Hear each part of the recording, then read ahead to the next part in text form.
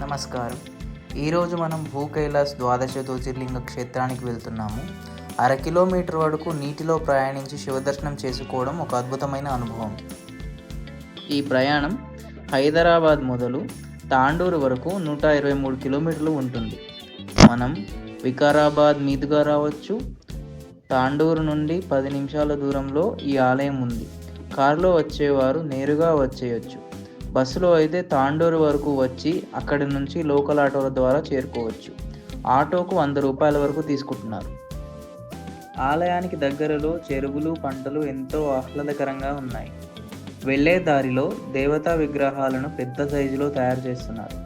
మనం ఆలయ ముఖద్వారానికి చేరుకోగానే కుడివైపున కౌంటర్లో టికెట్ తీసుకొని క్యూ లైన్లోకి ఎంటర్ అవ్వాలి. ఆలయ ప్రాంగణం అంతా ఎంతో ప్రశాంతంగా ఉంది. మీరు నీటిలో వెళ్ళాలనుకున్నా, నార్మల్గా వెళ్ళాలనుకున్నా టికెట్ మాత్రం ఒకటే రేటే ఉంటుంది. సపరేట్గా ఏం లేదు. మనకిచ్చే టికెట్ పైన భోజనం కూడా అందుబాటులో ఉంది. మనం క్యూ లైన్లో వెళ్తున్నప్పుడు కాలభైరవ విగ్రహాన్ని, మురుడేశ్వర మాదిరి శివయ్య విగ్రహాన్ని చూడవచ్చు. వీటితో పాటు శివభక్తుల విగ్రహాలను, శివకథా స్మృతులను చూడవచ్చు.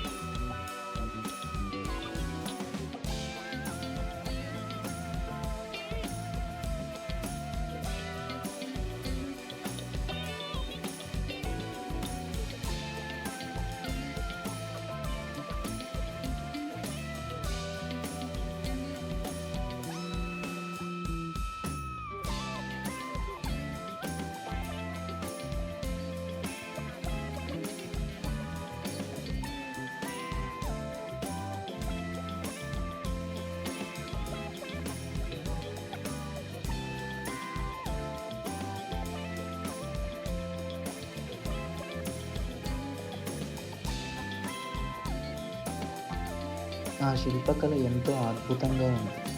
శివపార్వతుల కళ్యాణ ఘట్టం, కన్నప్ప సన్నివేశం ఆకట్టుకునేలా ఉన్నాయి. ఇక్కడి నుంచి నీటిలో ప్రయాణం మొదలవుతుంది. వెళ్ళే దారిలో ద్వాదశ లింగాలను తాకుతూ అభిషేకిస్తూ వెళ్ళవచ్చు. గోడకు ఇరువైపులా సకల దేవతలను తీర్చిదిద్దారు. నిజంగా ఇది భూమి మీద కైలాసం వలె ఉంది.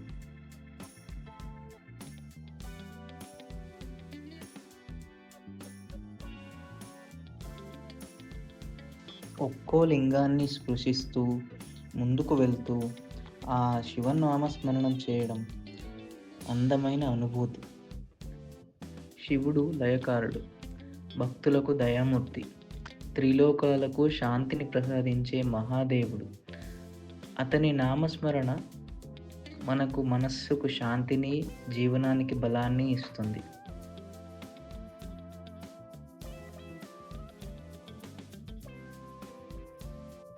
నీటిలో ప్రయాణం అయ్యాక చివరి అంకానికి చేరుకున్నాము. ఇప్పుడు ఆ కైలాసనాథుని దర్శన భాగ్యం కలగబోతోంది. నిజంగా జీవితానికి పరమార్థం అంటే ఇదే.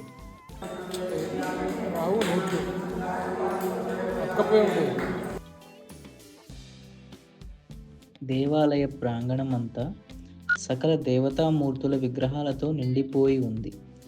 ఇంకా ఆకర్షణీయంగా సపోటా చెట్ల మధ్యలో ఆలయ నిర్మాణాన్ని చేపట్టారు. తడిసిన వస్త్రాలను మార్చుకోవడానికి స్త్రీ పురుషులకు సపరేటుగా సదుపాయాలు ఉన్నాయి.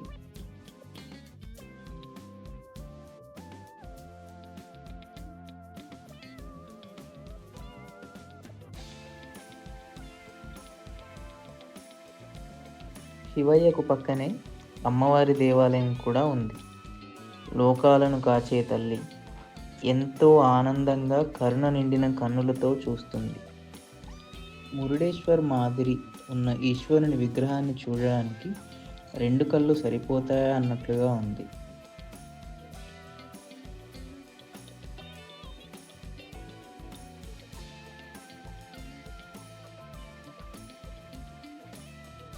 సకల దేవతా విగ్రహాలు చూడ రమణీయంగా తీర్చిదిద్దారు.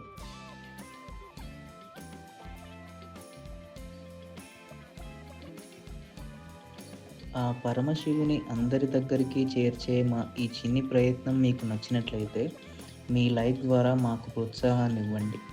కామెంట్లలో ఓం నమ శివాయ అని ప్రార్థించండి. ఆ శివయ్య చల్లని చూపులను అందరికీ పంచుదాం. అందరూ గట్టిగా ఒక్కసారి మనసులో అనుకోండి, ఓం నమ శివాయ, ఓం నమ శివాయ.